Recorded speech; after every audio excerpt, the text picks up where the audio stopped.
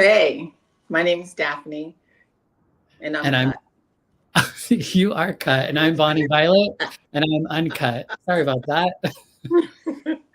And basically, what this is all about is two friends who have recently, I say we've been friends for about what, 2 years? 2 years now? Yeah, a couple years now, I think. Yeah, at least two. And yeah, our journey has basically come to me being a post operative transsexual, Hmm. and Bonnie, I'm not. I'm not even. I pre don't even know if operative I'm transsexual. You say we pre-op. are pre op. I'm pre-op. I'm contemplating op. I mean, I don't even know what surgeries I'll have if I will, or There's a I'm whole still kind bunch of them, child. You don't even have to do none of this. of. I got plenty of time to figure that out. Right. Yeah, yeah.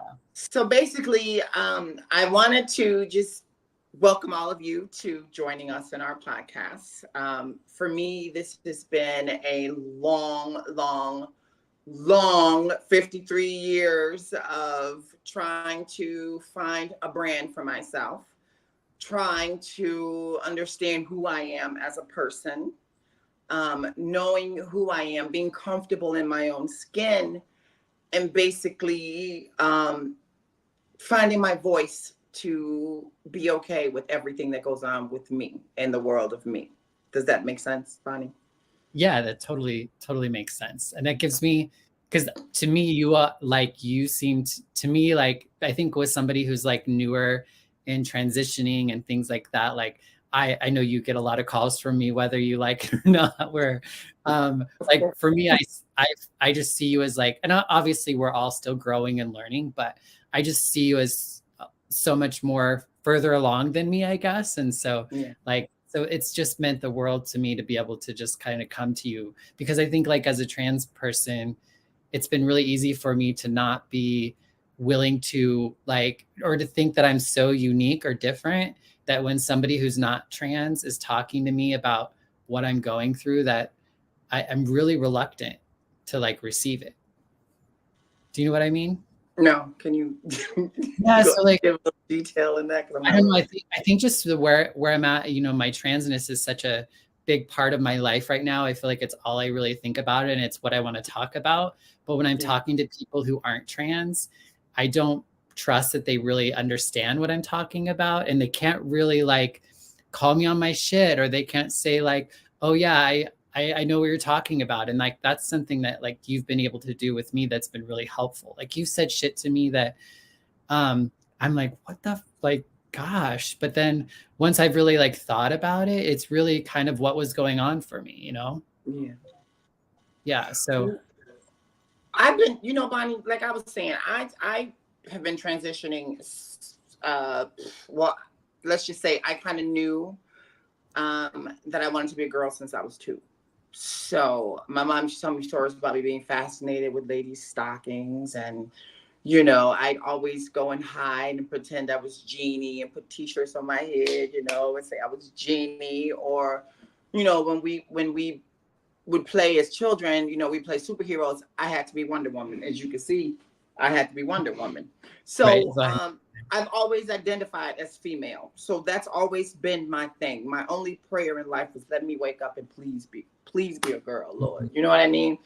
So I had a hard road coming up in Chicago, because I know that's another thing why we are so different, because I grew up rural and you grew up Or other way around. yeah. You were urban. I'm I was urban rural. and you're rural, yes. Yes, yes, So it yes. was a little more, I don't know, was it rough for you growing up, but you didn't really identify as trans as a child or even have these problems, did you? Right. I Yeah, don't. I mean, yeah, it was, yeah, I mean, I don't remember a lot of my childhood, but as I do remember a lot of my problem, like I never saw myself as a trans person or as a girl, because I didn't know, I think it was possible. Like I didn't know there was such a thing, I guess.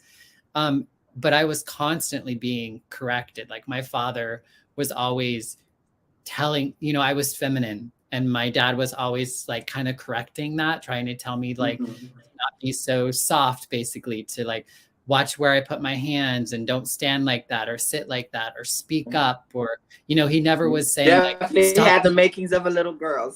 Exactly. Which was just like my natural nature. But I think because and again, I blocked out a lot of my childhood. So I don't know if maybe I had these ideas or beliefs or thoughts when I was younger, and somehow they got like kind of like scared out of me, so to speak, or other things in life happened that kind of just caused me to check out, to where I'd never really like reconnected with that idea until like my 40s. And then once I was in my 40s and I was like, I said, like, I don't know, it was weird. Like once I saw it and I could see it like Yeah. throughout my whole There's life. no denying. Yeah. There was like no turning back. Yeah. So did you play with dolls like I did when you were little? Did you play with Barbies and? No, I mean, we had like, I mean, kind of, but they weren't Barbies. They were like Teenage Mutant Ninja Turtles and He-Man. Those were the ones that were okay to Yeah. play with. You know what I Yeah. mean? And so, yeah, I think I was more girly in the sense of like, I always wanted to hang out with like my mom and my grandma, and I always wanted to be indoors, and I wanted to like make things. Like I was a little bit more Bake, crafty. cook. Yeah. You know what I mean? Like I Yeah. just liked hanging out with mom and grandma a lot more than like, I just didn't really understand my father and my grandpa and like the men in the family. I didn't like the same things they liked. And so, I don't know. I just felt comfortable in those environments. Yeah. And did you have, like I did, I guess I had cousins that supported me, it was just between us little kids, like, okay, well, you could play the girl, or you know what I mean? You could do, but for adults, it was not, it was very frowned upon. My mother would be like, quit laughing, quit acting like a girl, quit giggling in there, go to bed.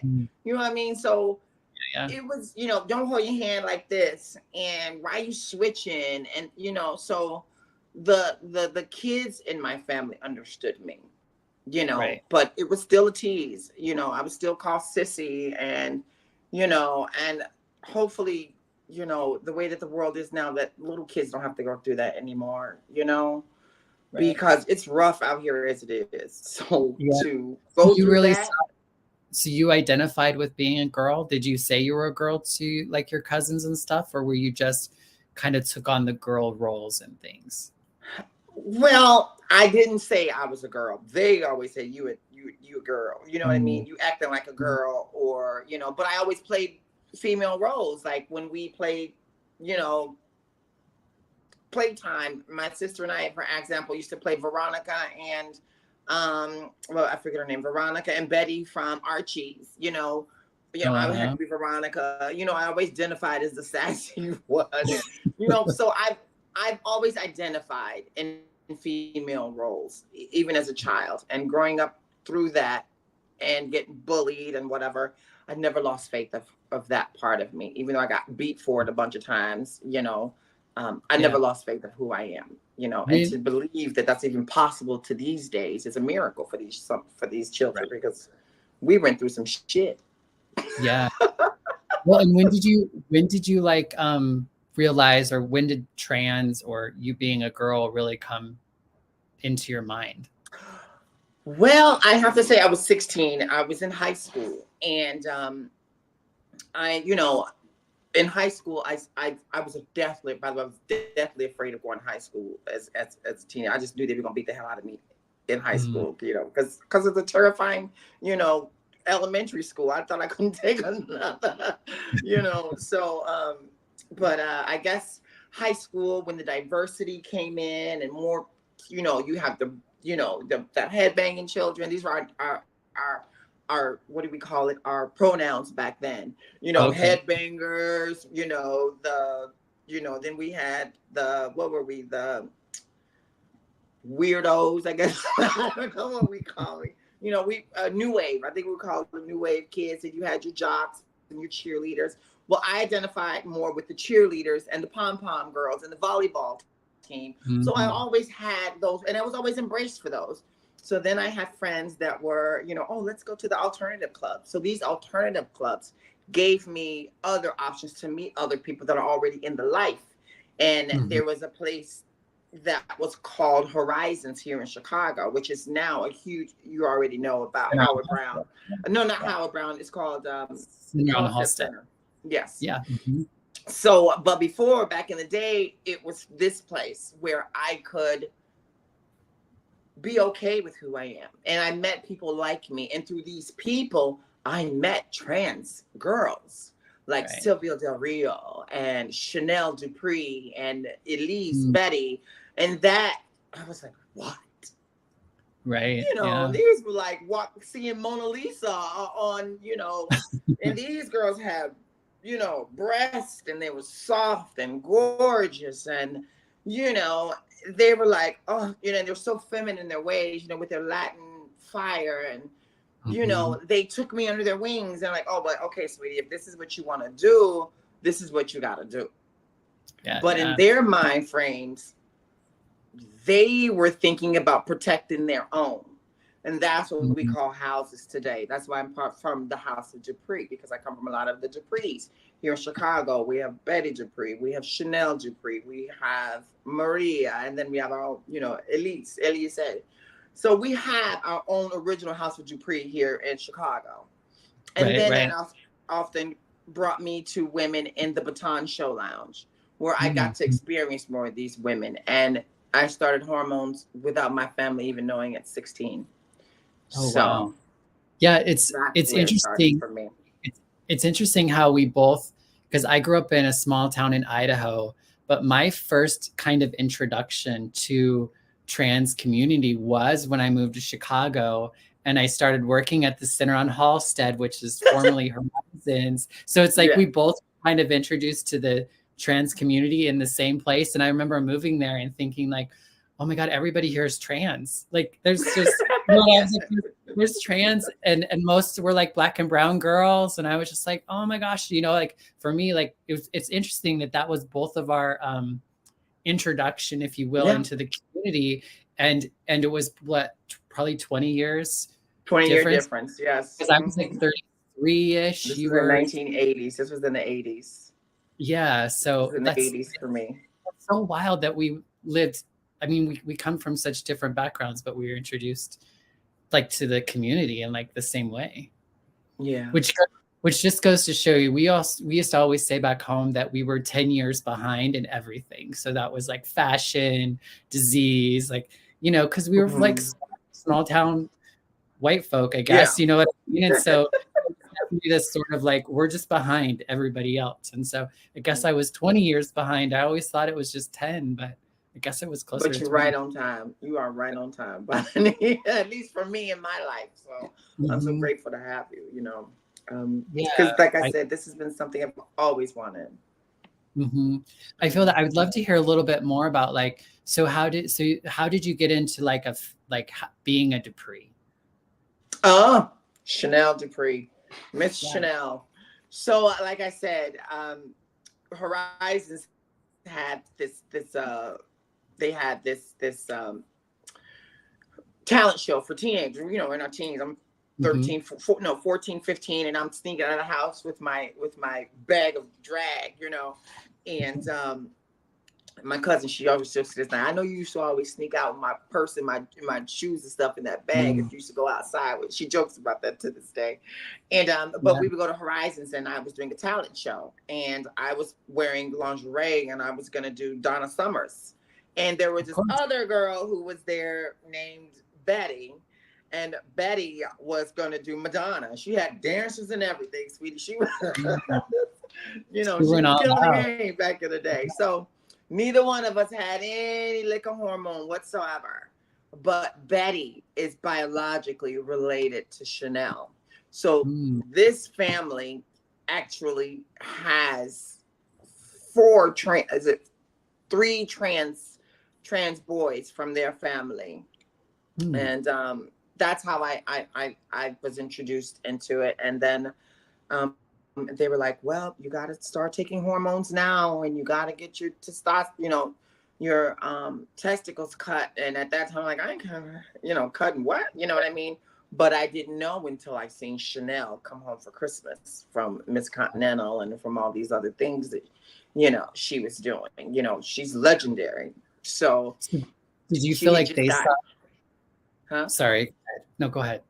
No, she had She just just, gotten reassignment, and so she came home and for the holidays, and I was there for the because I had moved in with this family, and they had took me to a doctor that was black market where we could get hormonal therapy at this time. He would shoot us with the injection for $10. hmm Where am I going to and get this $10 from? Is the next question. You probably got that. well, and that at that point, then you were 16. Like you did that. I started, yeah, I was 16. I had been hormoning for 16 and still going to high school. So So yes, I was hormoning at 16. got you. And so at that point, had you left home? I had left home around, I'd say 16, because I had just, it was weird how I transitioned from home. My mother was struggling with alcoholism, and it was just a rough patch of my life for me. And I don't want to tell her story here, but it was for me, from my side of it, I felt abandoned. I felt, sleeping in the hallways, and I didn't really have a home. So Right. these people took me into their homes to help them, and I slept on their floors, and they let me, live with them and fed me so I could get up every morning and go to school. And then I got into, you know, um, hanging out More. with gay Yeah. people, and then I got a sugar daddy, and then the sexual escapades started happening, and I moved from the gay world into the trans world. So that was a very quick transition, by the way.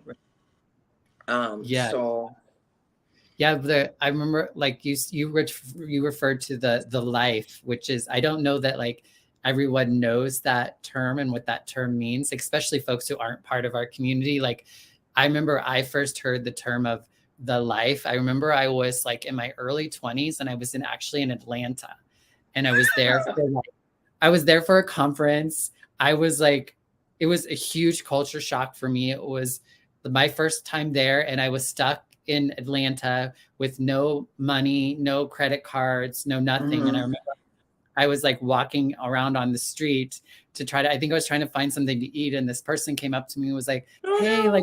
like, are you of the life?" And I was just like, "What do you mean the life?" And then I got kind of educated a little bit about what the life is. Do you want to talk a little bit about what the life Yeah. is?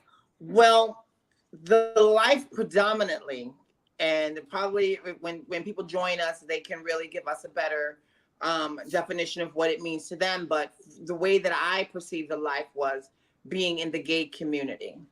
Mm-hmm. That is being in the life, meaning that you are an alternative style lifestyle. That is in the life. And I took that as being a gay lifestyle, not a trans Yeah. lifestyle, being in a gay lifestyle. Yeah. So And is the life is that more of like, is it origins from the Black community? Because I kind of I would have sense to that. predominantly say it came from the Black community. Yes.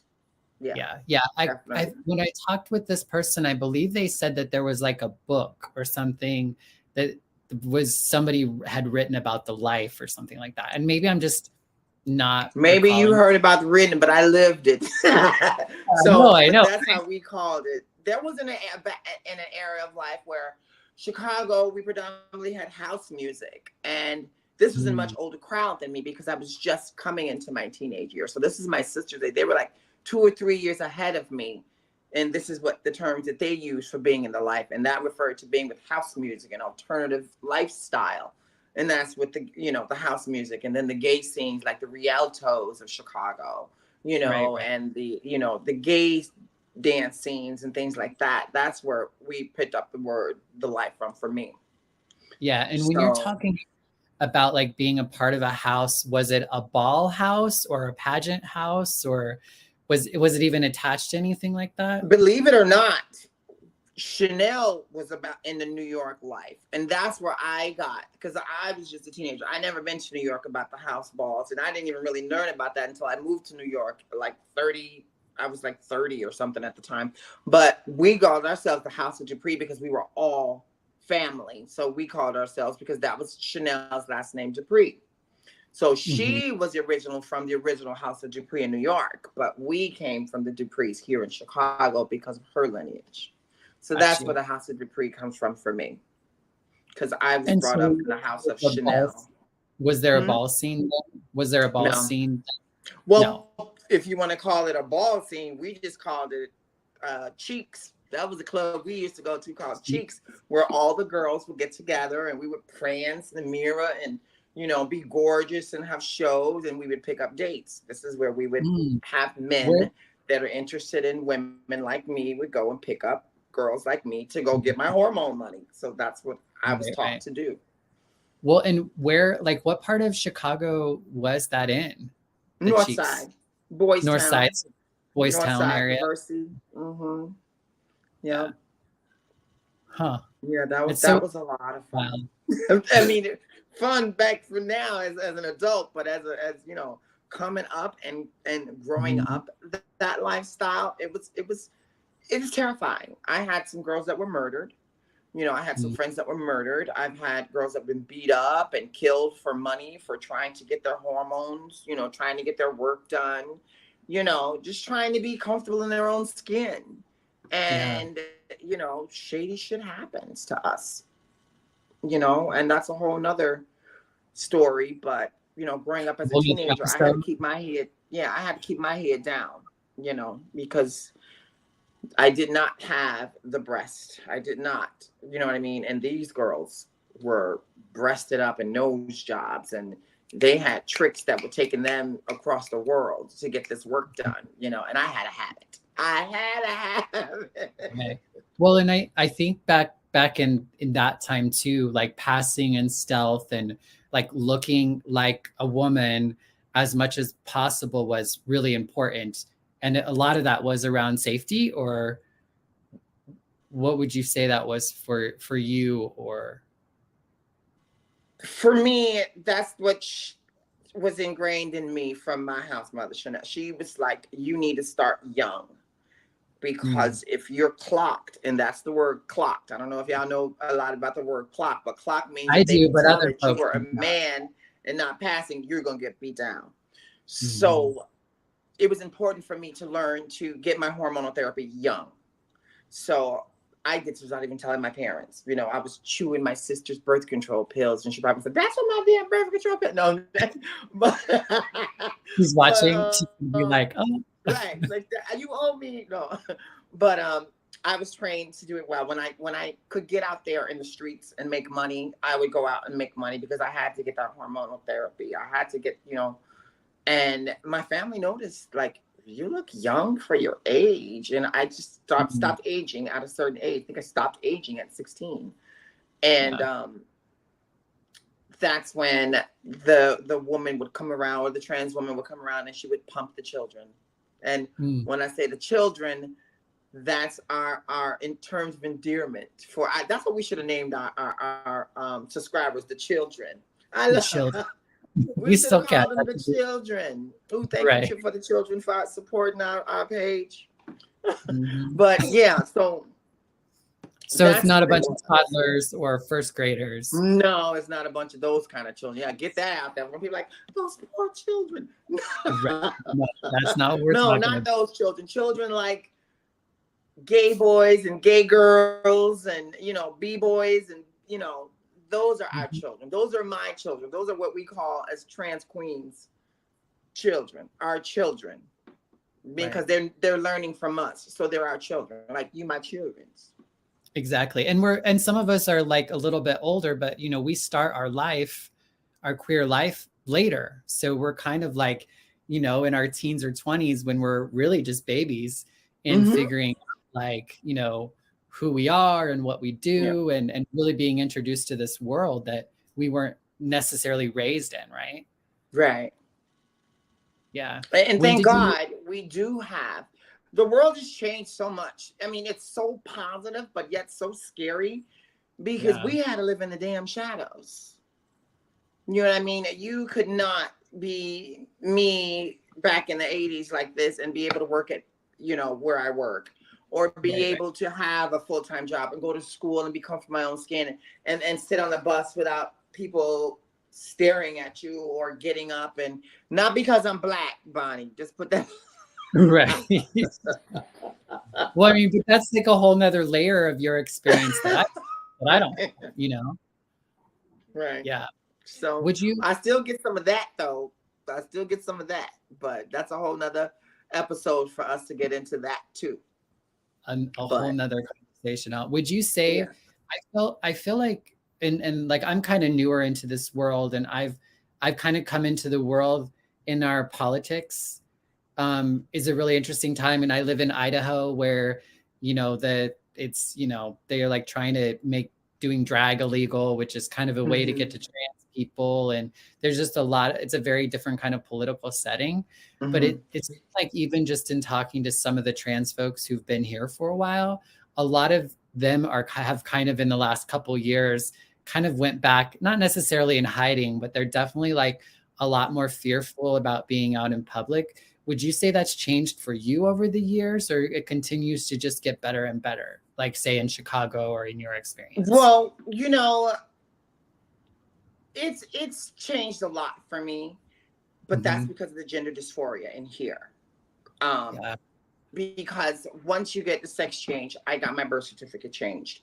I got a lot of things that happened for me differently than it would for someone that didn't have those things. Like in my mind, if I went to go get a job and my um, paperwork, that you have to give your ID says Calvin or something, it would set off some alarms and stuff. So it has ways to not be that, but it shouldn't be that. But and then there are ways where people have made so many strides in life to be okay wearing makeup to work and not having to change your name or whatever, being comfortable with who you are the way you are.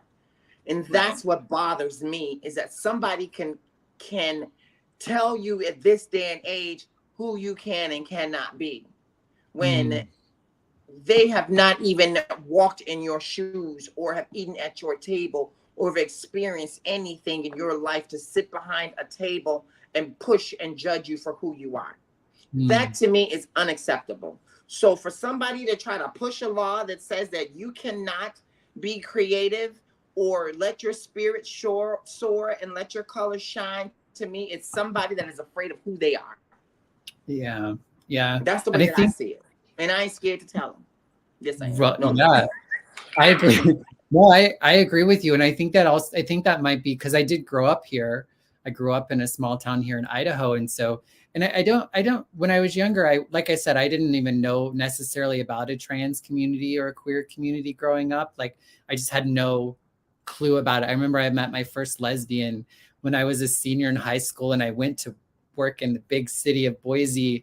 I was in the House of Representatives as a page one summer and I got to live with a sponsor family and I met my first lesbian, like, on the bus, it The was just scandal like, of it oh all. my God, what I mean? Like, because I just wasn't exposed to it.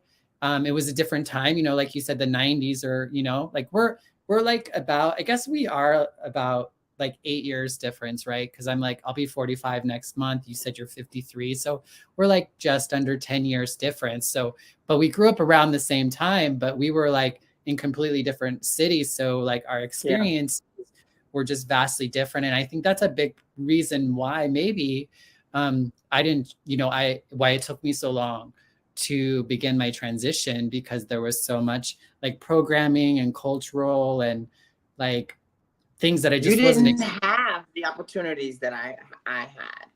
You didn't Yeah. have a Medusa's down the block. You didn't have, you know what I Medusas. mean? Yes. Medusas. What do you mean? Yeah. What's a Medusa?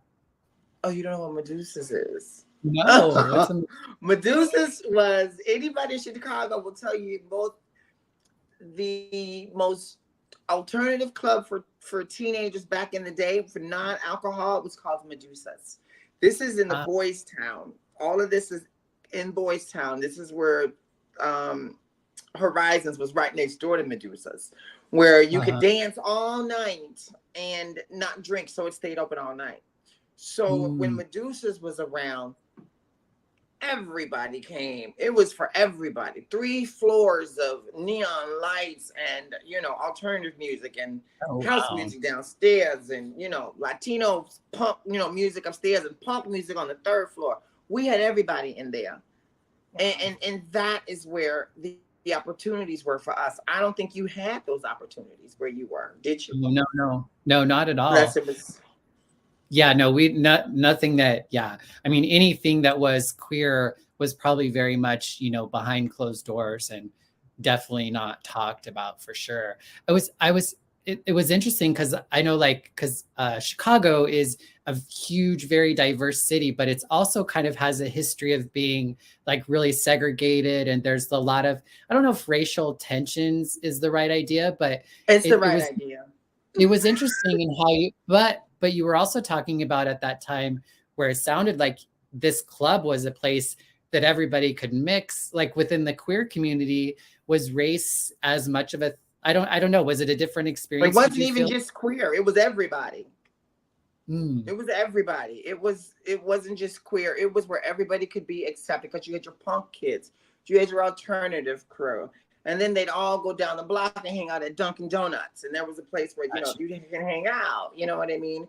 It was Mhm. just an area of town that was kind of like some people would say to artsy.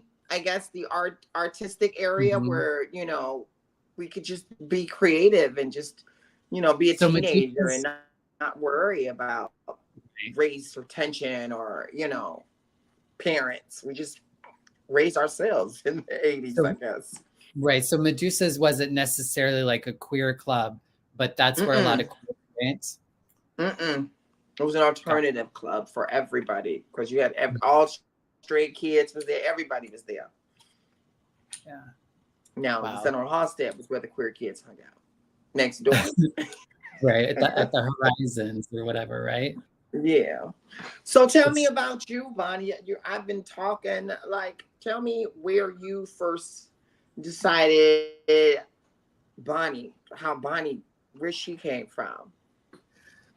oh, I mean, I didn't really start, Bonnie Violet was actually first my drag name. Mm-hmm. So I feel like drag was kind of my introduction into really starting to like find, like really, I think connect more with this feminine part of me that had always been there. It's like, I remember when I got into drag, and I didn't start doing drag until I tried drag when I was like 19, 20 years old, when I was 20 Mm-hmm. years old. And at that time, I think I just couldn't mentally, I was like just barely kind of sort of coming out as I thought I was a gay boy because I thought that was really the only option. And plus, I think I just had a bunch of internalized like transphobia and homophobia or whatever was going on with me. Mm-hmm. But Mm-hmm. I Mm-hmm. was living in Phoenix at the time and I had an opportunity to do drag. And so like, but I had a hard time because the guys that would hit on me when I was a boy would hit on me when I was in drag. And I was just like, it just messed with my head because I was like, I don't want you to think that I want to be a girl. I want you to think I'm a dude who likes dudes, Oh, you like got hard with that. I did. That was Dude. that was no that was totally my like but that was my attitude. I was like a dude who fucks dudes. Like that was I know it's so crazy.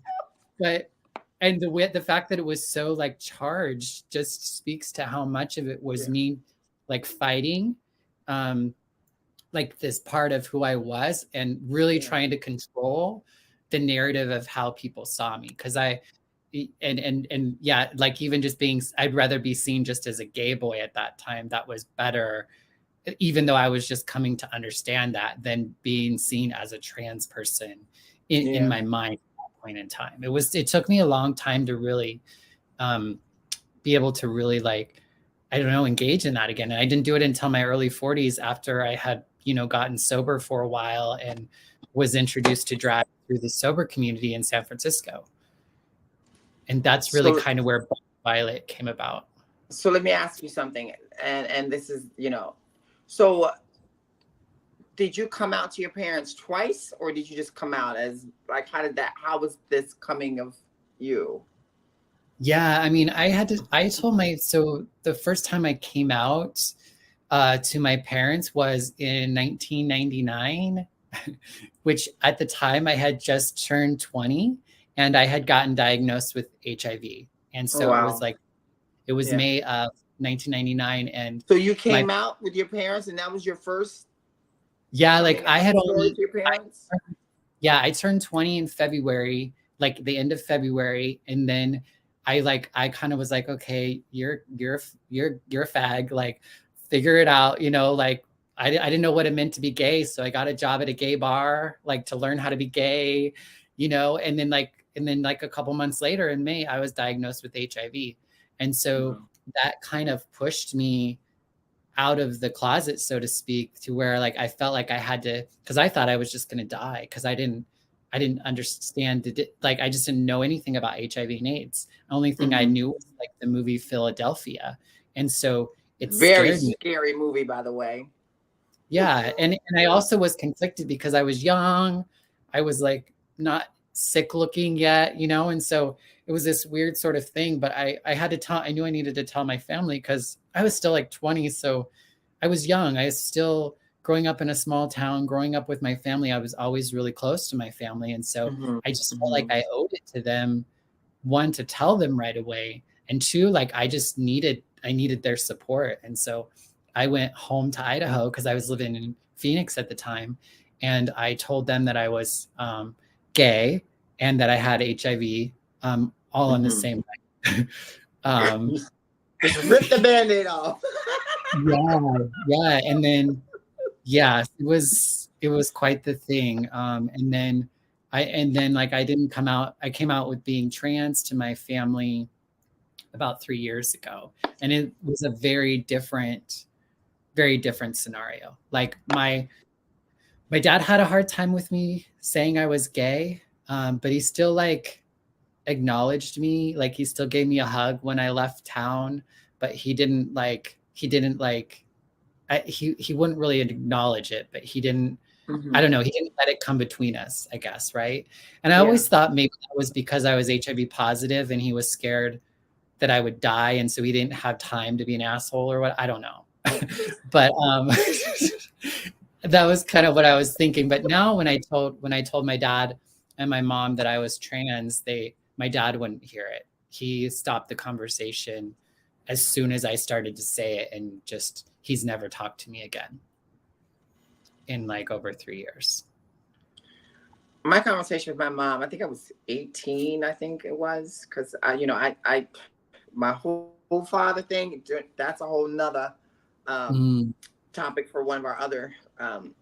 Right. But my mom's always been my supporter. You know, she has her own troubles and battles, and she was a young mother. She had me at 18, and she struggled with alcoholism and doing what an 18-year-old mother thought she could do Right. at that time. So me coming out wasn't about me being gay. I never told her I was gay at all. Mm. I came out after I was on hormones for 2 years and told her that I wanted to be a woman. And she was like, well, I knew you liked men, but and she goes, but I didn't know you wanted to be a girl. And she was like, now, are you going to be like that person on Silence of the Lambs? Oh, And she wow. was referring to put the lotion in the basket. That I think that was her only take on what a trans person was. Wow. Yeah. So but after that, she said, I'm going to mourn my son, Mm.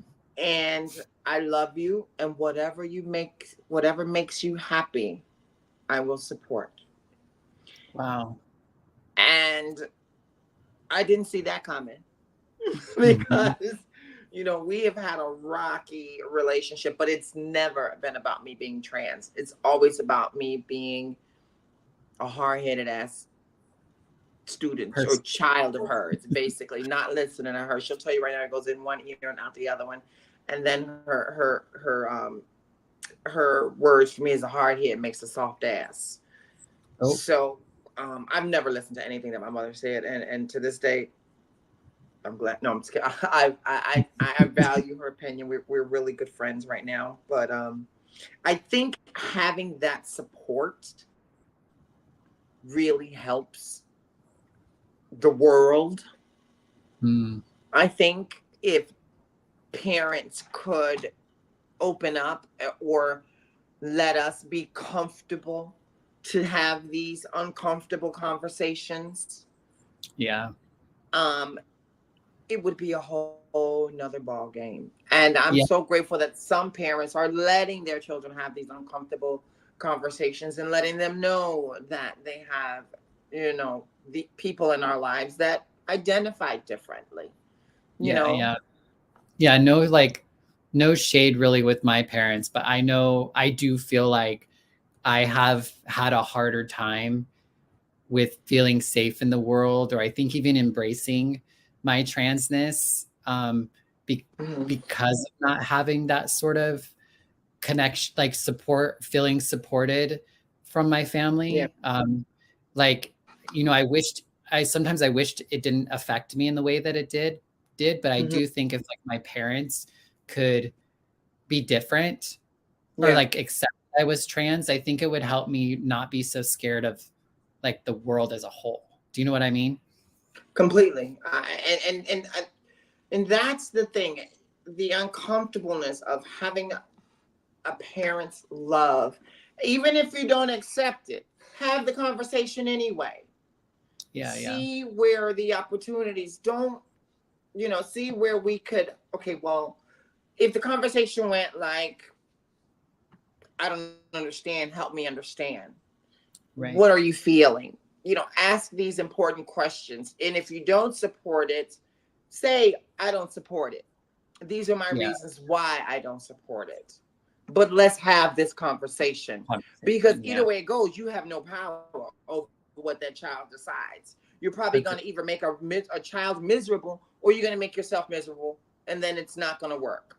Or you're going to Yeah. have this uncomfortable with this. The child will probably never have this conversation. And again, I'm prophesizing. I don't know. I can't speak for other people, but I speak for me that if my mother did Totally. not have that, I would have done it anyway.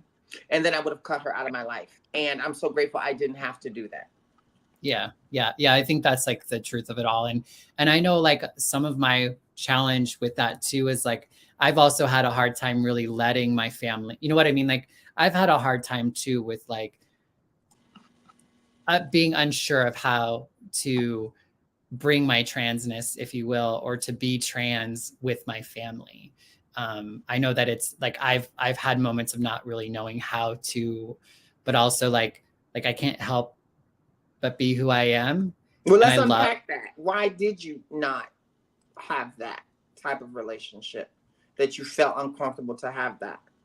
It's really interesting because I've always felt like I've had that with my family until I started to transition. And then that's when it all changed. Because even when I was just a faggot and I was a person living with HIV and even somebody who got We're sober not from going to drugs, say faggot. We're going to say a gay male, because I we don't didn't mean it. identify as I that. I didn't love mean it it. in an offensive way, but Right. I know my what you're family saying. I feel you. still like showed up for me, and I was allowed to come to the house, and they've never once not really shown up for me. And so that was the thing that was really shocking to me, is that Yeah. this has created some sort of hesitation, or finally I've been too much, you know what I mean? And so I think that's what shocked me the most, is because they have not always understood me or agreed with Mm-hmm. what I was doing with my life, but they've always still kind of like loved me and told me they loved me. And my mom is, and that there's definitely just, we don't know what to do with one another. Like Yeah. I'm not okay with not talking about, like, I don't know, like I'm just at a point in my life where like I want you to see me, and I want you to see what I'm going through right now, and right now with my transition, like that's a big part of my life. I'm excited for a day when me being trans is just like whatever, like it's not even a thing for me even. But it is right now, and so it's really hard to be in relationships with people It's because who. you're new with Exactly. it. That's So why. I think that's really been the challenge for me, is just, Mm-hmm. I don't know, with that. Because I know my family loves me, and I know that they just, you know what I mean? I just know that Yeah. it's just something that we've just never done before, and don't know how to do it, I guess. I Yeah. don't know. So the other part I wanted to speak to is like when we talk about um, being comfortable in your own skin, is that something that you struggle with still to this day, or? Yeah, it's so wild. Yeah, I do it a lot more than what I would like to admit. But I think you've actually pointed that out to me a couple of times where you felt like there's some like I'm holding myself back. I think I'm leaning more and more into this like, and I think accepting that I'm trans, you know, like I think there's just an element of like it's taken me a while because I remember a while back you saying like, girl, well, you haven't really committed. Like you haven't really like, you know what I mean? You just haven't really owned it yet. Yeah. And I do think it's taken me a little while. I think because I didn't even really recognize it until later in life. And there's just so much of that programming that I'm Yeah. really trying to work through.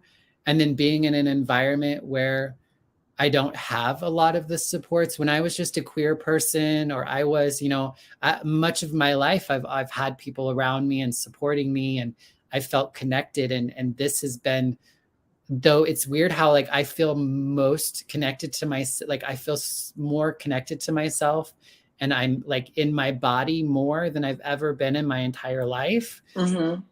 But I also feel like I'm more alone than I've ever been. Um, and part of that is because my transness and me feeling like I can't relate to other people, or other people still trying to adjust to who I was to them at one point and then who I am now. And for a long time, I was thinking like, well, I'm the same person, but the truth of it is I'm not, you know, and That's that's right. like, That's right. and I think You're that's not. something that it took me a minute to really just like, no, like I am different. And like, that's not a bad thing. And it No, doesn't it's not. negate, it And you're going doesn't to negate. continue to be different. And everyone in It's, the world continues to be different because we evolve every day from our circumstances. We learn a little bit every day. I think every person in the world needs to understand that we are organic. mm, And right. when I speak of organic, you have to think of it like yourself as a seed in a whole garden, or if you will, a whole tundra of grass, and then there's trees, and then there's, you know what I mean. But you don't Yeah, hear this big tree telling that little piece of daisy over there, you can't be that color. You know what I'm saying? right. It's just the law of nature does not work that way. And Yeah, yeah. every bit of it should have its own origin. And I think that even every little flower needs to learn how to spread its seeds, or how to learn how to bloom, and which direction of the sun that is going to go in that day to get the most nourishment that they need. You know, you have to think of yourself that way, but it doesn't happen overnight. It has to be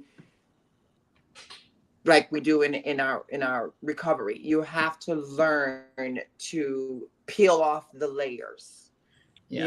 and that comes with, being trans. We have to pull back those uncomfortable layers, and we have to be naked in our own essence of the raw spirit. Where were these things coming from? Where am I relating? Why am I feeling this way? And if you can get in there in that and clear out all that muck from life stuff that you heard and what people have pushed on you and the fears, you're blossoming because you're being comfortable to peeling those layers now. You're being comfortable to have those uncomfortable conversations. You're meeting people, like-minded people that have the same type of flower origin that you have. You know what I mean? You're learning Yeah. what Well, steps yeah. people took to blossom. Yeah. You know what I mean? And that's where you are. You're just budding. And you have to give yourself that time to bloom. That's the way that Mhm. it was taught for me. You have to bloom. And I would tell you, you're blooming, Bob. You're blossoming, girl. Yeah. I see I your hear little cheeks flushing and you get all cute. So like Olivia Newton-John, keep not trying a Suzanne little. Summers. I feel like I'm getting there little by little, you know, You like are. You are. feeling like a little bit more comfortable in my body and willing to. That's one of the things that I'm excited about this particular podcast and these conversations that we're having is that we can kind of begin to lean into some of this, and I can practice being a little bit more, I guess, comfortable in my blooming, if you will. Blossoming, yes. Blossoming, yes. Because I feel a lot more. Sometimes I get in drag, or I wear drag, and I feel safer, or you know what I mean. I feel like I can control, and I'm more happy.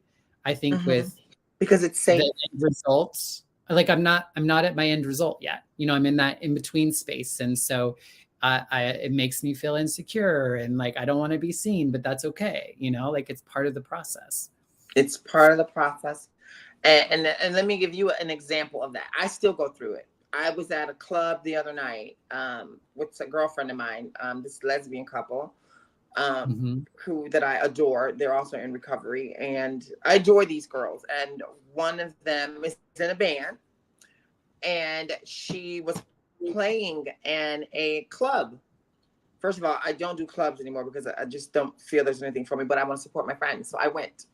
Child, when I tell you, walking in there, I'm the darkest thing in there. Black. I'm probably one of the tallest in there. I'm 5'10". And my response is I can immediately feel people are staring at me like, you don't belong here. Or, why is this trans girl? Or, but you know what? I stopped myself and I said, hey, you know what? That's all in here because you don't even know if that's what that is. Because ain't nobody approached you to say anything like that to you. So relax. And once I breathed and understood, it's all in my head. The music started to come. I started to bop a little bit, and I started to wiggle and be aware of my surroundings and enjoy myself. Yeah. And that's what we have to do with life in general. Until somebody comes in and tries to interrupt that, it's in here. But if you don't have no proof of it, if you don't have no proof of it, continue to live, continue to move forward until you get into an obstacle where you need to remove it or figure out a way to go around it or go under it. However, you need to get over it, but it needs to be passed so you can move on to your next level. Yeah, and that's I agree. and that's what this journey is. It's helpful to hear that. I hate that that's your experience, but it's helpful to hear that it's still something that you can catch yourself getting into, and you have to remind yourself so that, because I think sometimes I do get into this point where I'll like kind of be disappointed in myself or upset with myself because I know like a lot of my fear and anxiety, it's what's happening in my head, and it's maybe not as true as what's really happening around me. And I can't seem to shake that. And so, you know what I mean? Like, so then I should, and I feel like I should, because I'm like 44 years old, and I'm like, I feel good about who I am in a lot of ways. But then there's this, like, it's such a weird dissonance for sure. But we're coming up on about an hour, so I'm thinking we probably want to try to keep ours around an hour. And I know this is like our pilot, because we're just kind of like giving a shot and figuring it out. But I thought maybe we could kind of like talk a little bit about some of the logistics, as in like our intention is to go live once a week, and really just kind of talk about what, like today, a lot of it is just kind of getting to know one another. And, in the future, we'll try on different topics, or maybe I don't know, we'll figure it out. And we're really hoping that the folks who listen will engage with us and maybe give us ideas or questions that we should answer. And a great way to do that is via our Patreon, which you can find in the description. There is a way that you could financially help support us, but don't worry about that. Right. But there's also a way that you could even just freely sign up for it. But it's a good way to be able to connect with us and engage with us outside of just in the comments on YouTube or in the comments if you're listening on a podcast to us. Either way is great. But we're really just wanting to, build community and be a part of community, one with one another, but then also with other people. So we'd love to hear from folks on what we're going to do. And I also want to add, I want to add to, this is a loving space. This is a space where we should be able to be comfortable and talk about those uncomfortable things, but we must, and I absolutely demand that we come in this space with respect. Yeah. So if you're coming in here with some disrespectful stuff, please don't come here, because it's Bye-bye. okay to ask uncomfortable questions, but it's not okay to be disrespectful of us for our time and our respect of wanting to help build one another and other people that have questions that want to be in our space. So please respect that. That's coming from my heart. 100. Yeah, I wholeheartedly. It's like it takes a lot for us to, and I'm not putting it out there like in some way to feel sorry for us, because it's also a privilege for us to get to do this as well. But like it's still a vulnerable, and also it's a great honor, to get to be able to even just do this, Yeah. So it's like an interesting balance. But and I know you're nervous. I'm nervous about this new venture that we're going on, but it's been on our hearts and our minds for about a year now. Yeah, because if I wanted to write a book, I don't have to write a book. I can just put it all right here. Look at that. Yeah. And so our intention is to go live every Thursday night at 7 p.m. Central Time. So we're on Chicago time at 7 p.m. If for whatever reason, like this week, we have a scheduling conflict. So we actually aren't going to be like live during our regular live time. This is actually a pre-recorded episode. So from time to time, we will need to do this, but and then when we do air a recorded episode, we'll do it during our normal live time. And we'll also be in the comments as much as we can, at least one of us, to engage with you while you're watching as well. So be patient with us as we, move our lives around a little bit, and I don't know, just try to make this thing happen.